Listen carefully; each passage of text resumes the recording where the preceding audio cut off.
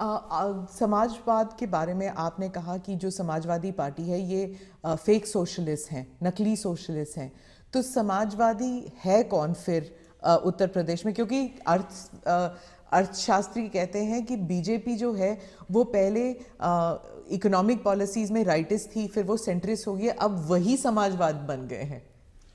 पहली बात है, भारतीय जनता पार्टी जनसंघ के जमाने से हमारी आर्थिक सिद्धांतों की चर्चा आप सुनोगे तो यही रही है कि हम देश की जनता पे भरोसा करते हैं, देश की जनता के सामर्थ्य पे भरोसा करते हैं।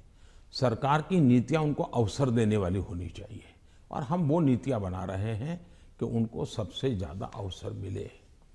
दूसरी बात है, हमारा मत है government has no business to do a business. अब ये कहाँ समाजवाद के साथ बैठता है? ये तो समाजवाद के खिलाफ है।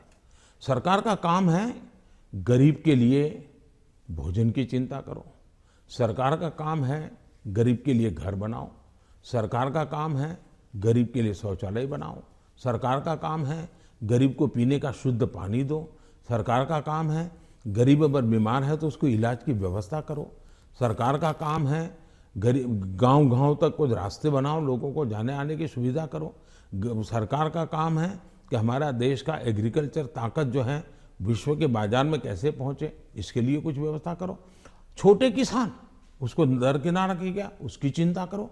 और मेरी प्राथमिकता यही है, मुझे लोगों को घर देना है, मुझे गरीबों को शौचालय देना है, मुझे गरीबों को धुएं से मुक्त करना है, मुझे गरीबों को घर में शुद्ध पीने का पानी पहुंचाना है, मुझे गरीब के बच्चों को पढ़ाना है। अगर कोई इसको समाजवाद कहता है तो मुझे ये समाजवाद मंजूर है, तो क्योंकि मैं समाज के लिए हूं। लेकिन मैं जो चर्चा करता हूं नकली समाजवाद, वो ये है, ये पूरी तरह परिवारवाद है।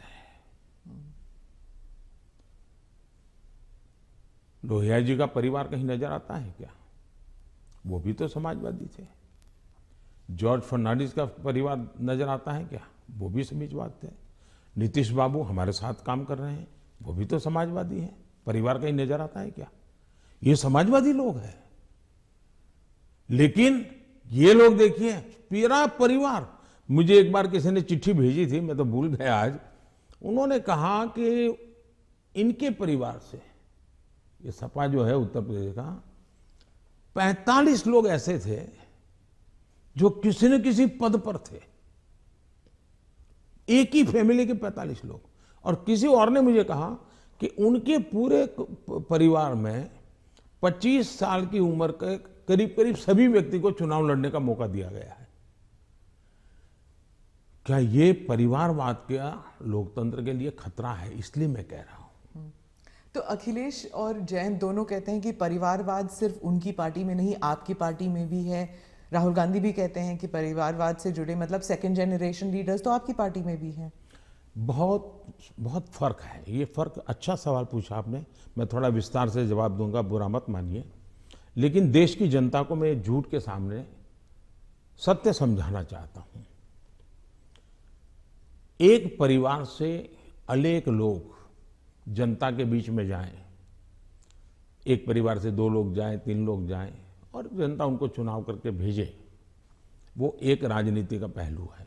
लेकिन दूसरा, एक परिवार के लोग ही उस पार्टी के अध्यक्ष बने, उस पार्टी के ट्रेजरर बने, उस पार्टी का पार्लियामेंट्री बोर्ड बने। पिताजी अगर नहीं कर सकते हैं तो बेटा अध्यक्ष बने, बेटा नहीं कर सकता है और बूढ़ा हो गया है तो उसका बेटा अध्यक्ष करे, पिता नहीं रहे तो पुत्र करे। ये जो विरासत और वारसा बारिश के रूप में चल रहा है, डायनेस्टी के रूप में चल रहा है, कोई डायनेमिक्स है ही नहीं, ओनली डायनेस्टी। ये जब बनता है, पार्टी परिवार की बन जाती है। और आप देखिए हिंदुस्तान की बर्बादी कहां से हो रही है। जम्मू कश्मीर से शुरू करिए, 2 पार्टियां मेन रही वहां, दोनों परिवार की पार्टियां हैं। अभी तक उसका कोई नया नेता देखा ही नहीं। आज देश में जो 18 से 40 साल की उम्र के लोग हैं, उन्होंने इन पार्टियों के जितने नेता देखे, एक ही परिवार के देखे हैं।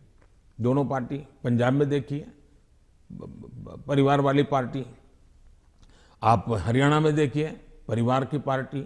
उत्तर प्रदेश देखिए, परिवार की पार्टी। झारखंड देखिए, परिवार की पार्टी। आप तमिलनाडु में जाइए, परिवार की पार्टी। ये परिवार ही पार्टी चलाता है। परिवार जो चाहे उनका भला। ये लोकतंत्र के लिए बहुत से बड़ा खतरा है। एक पार्टी के दो लोग अगर एमएलए बन गए, एमपी बन गए, तो वो पार्टी परिवार की नहीं बनी है। और ये दोनों को फर्क समझना होगा। कोई ऐसा कह करके इतने बड़े पाप से भाग जाए, ये नहीं चल सकता है। और मेरा मत है, परिवारवादी पार्टियां लोकतंत्र का सबसे बड़ा दुश्मन है, क्योंकि लोकतंत्र के मूलभूत सिद्धांतों को ही वो नकारता है। दूसरा, जब परिवारवादी राजनीति चलती है, परिवार ही सर्वोपरि होता है। परिवार को बचाओ, पार्टी बचे या न बचे, परिवार को बचाओ, देश बचे या न बचे, ये जब होता है तब सबसे पहले कैजुअलिटी कौन सी होती है? परिवारवादी राजनीति में कैजुअलिटी कौन सी होती है? बेटा जैसा भी होगा लेकिन वही अगला अध्यक्ष बनेगा। तब सबसे बड़ी कैजुअलिटी टैलेंट की होती है। और सार्वजनिक जीवन में जितनी ज्यादा अधिक टैलेंट आए बहुत जरूरी है। इसलिए राजनीतिक दलों का लोकतांत्रिकरण ये बहुत आवश्यक है। परिवारवादी पार्टियां नए अच्छे नौजवानों को राजनीति से आने से रोकते हैं। मान लीजिए कोई नौजवान है जिसको भारतीय जनता पार्टी में नहीं जाना है, लेकिन बाकी कहीं पर उसको जगह ही नहीं है, कहां जाएगा? क्योंकि बाकी में तो है भाई, उसके परिवार का मैं नहीं हूं, तो थोड़े दिन तो मेरा उपयोग होगा, बाद में मुझे फेंक देंगे। मैं उनके काम आऊंगा तब तो चलूंगा, लेकिन मैं राज्य की भलाई के लिए काम करूंगा तो मैं नहीं चलूंगा। सब नौजवान डर रहे हैं सार्वजनिक जीवन में आने से। भारतीय जनता पार्टी को आ रहे हैं तो लोगों को लगता है कि भारतीय जनता पार्टी क्यों बढ़ रही है।